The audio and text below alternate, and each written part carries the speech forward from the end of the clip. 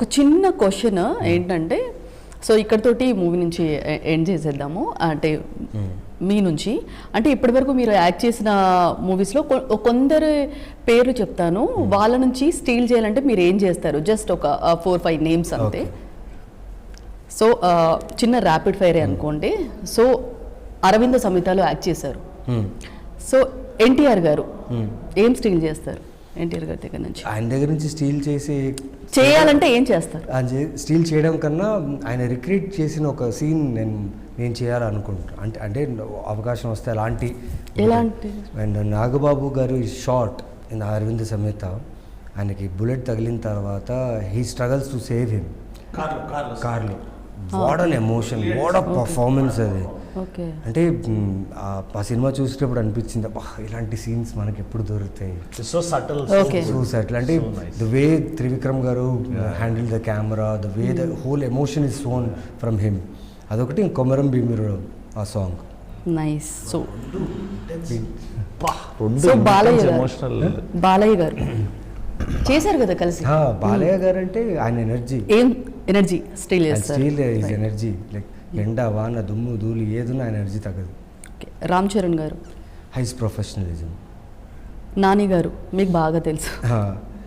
నాని గారు like his heart is a very kind person.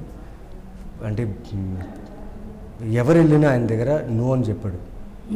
He says అంటే no ఇది కుదరదు అబ్బాయి జరగదు అని పంపించాడు. He's a very kind hearted person. Okay. So Jagapathi Babu garu, so అలా మిమ్మల్ని రియల్గానే జుట్టు పట్టుకున్నారు కదా. డార్లింగ్ నాకు ఆయన. I love him a lot and I love him as a person, the way he is. ఏం స్టీల్ చేస్తారు? Him, totally him. Okay. Rana garu ఆయన IQ, he's very intelligent, he's very smart, his decisions are this fast. Okay. So Vaishnav Tej garu, so మీరు ఒక వాళ్ళ girl friend వాళ్ళ బ్రదర్గా చేశారు కదా, తెలియదు ఏమైనా చెప్తారా? చాలా చాలా స్టిల్గా ఉంటాడు. ఓకే. అంటే అక్కడ పెద్ద బాంబో లేకపోతే ఏం జరిగినా అంత కామ్ ఉంటాడు. Okay. So understanding, at the same time ప్రతిదీ అబ్జర్వ్ చేస్తాడు తను. ఓకే. ఆ లర్నింగ్ ప్రాసెస్ అనేది ఉంటుంది తన దగ్గర ఎప్పుడు. నైస్. సో మొత్తానికి ఇంకో లాంగ్వేజ్ చెప్తా అన్నారు, సీక్రెట్ చెప్పొచ్చు కదా. తమిళ్ తెలుగు చేస్తున్నారు, ఇంకో లాంగ్వేజ్లో కూడా చేస్తున్నారు కదా. ఆ లాంగ్వేజ్ అంటే మలయాళమా లేదంటే గుజరాతీయా? మన ఇండియన్ లాంగ్వేజ్ కాదు. ఓకే చెప్తా, దానికి ఇంకో టైం ఉంది.